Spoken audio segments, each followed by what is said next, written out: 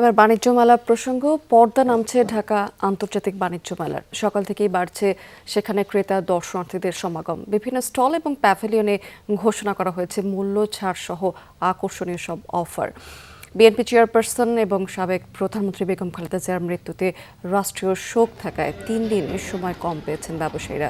শুরুতেই বৈরী আবহাওয়া এবং নির্বাচনের প্রভাব থাকা ব্যবসা খুব ভালো হয়নি এমন দাবি করছেন তারা। তবে রফতানি উন্নয়ন ব্যুরো বলছে যে গতবারের তুলনায় এবার ক্রেতা দর্শনার্থী বেড়েছে প্রায় 15% মতো।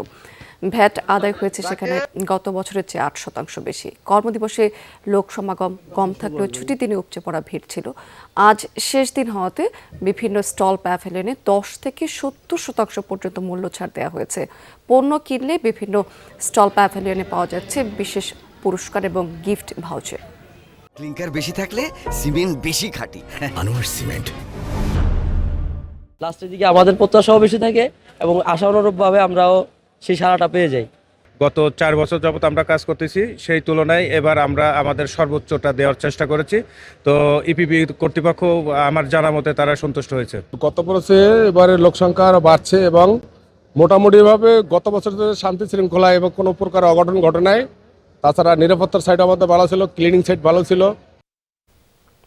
দর্শক, এই বিষয়ে আরেকটু বিস্তারিত তথ্য সেখানকার আমরা একটু জেনে নিতে চাই আমাদের সহকর্মী জয়নাল আবেদীন জয়ের কাছ থেকে। জয়, শেষ দিনের চিত্র মেলাতে যেরকম হয় আর কি সেরকম উপচে পড়া ভিড় দেখতে পাচ্ছেন কিনা? পরিবেশ কেমন দেখতে পাচ্ছেন? স্মৃতি উপচে পড়া ভিড় যেটাকে বলে সেটা এখনো দেখতে পারিনি, তবে সকাল থেকে কিন্তু ক্রেতা দর্শনার্থীদের আগমন মেলায় রয়েছে এবং ছুটির দিনে যে ধরনের আগমন হয়ে থাকে ঠিক সে ধরনের মানুষ কিন্তু আসতে শুরু করেছেন। আমরা অন্য বছর মেলাগুলোতে দেখেছি শেষ দিকে আসলে একটা বাঙ্গনের সুর থাকে, অনেক স্টল প্যাভিলিয়ন কিন্তু শেষ দিনই গুজগাছ করে চলে যান এবং ইপিবির লোকজন আসলে সমাপনী অনুষ্ঠানে গুজগাছ করতে ব্যস্ত থাকেন এবং ব্যবসায়ীরা কিন্তু তাদের হিসাব টিকেটগুলো মিলিয়ে নেন এবং অনেকে পরিবহনও ভাড়া করে থাকেন। কিন্তু আজকে চিত্র ভিন্ন, ছুটির দিনে সমাপনী দিন হওয়াতে কিন্তু লোকজন আসতে শুরু করেছেন এবং ব্যবসায়ীরা চাচ্ছেন তাদের শেষ মালামালটুকু অন্তত আজকে বিক্রি করে দিয়ে তারপরে বাড়ি ফিরতে। আপনি জানেন যে এখানে শেষ দিন হওয়াতে আপনি যেমনটি বলছিলেন মূল্য ছাড়ের হিড়িক চলছে।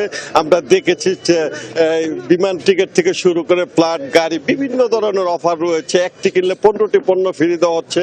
আবার যেটাই বলছিলাম 10 থেকে 70% মূল্য ছাড় রয়েছে, অর্থাৎ 324টি স্টল প্যাভিলিয়নের সবখানে কিন্তু মূল্য ছাড়ের বিষয়গুলো রয়েছে। ব্যবসায়ীরা কিন্তু বরাবরই অভিযোগ করে থাকেন যে তাদের বেচা বিক্রি আসলে ভালো হয়নি। তবে একটু আগে আমরা টিকিটের ইজারাদারের সাথে কথা বলেছিলাম, তারা আমাদের জানিয়েছে 5 কোটি 10 লাখ টাকা এবার তারা টিকিটের ইজারা ডাক নিয়েছে এবং গতকাল পর্যন্ত 5 কোটি 42 লক্ষ টাকা কিন্তু তারা টিকিট বিক্রি করতে পেরেছে, অর্থাৎ তাদের ব্যবসা কিন্তু হয়ে গেছে।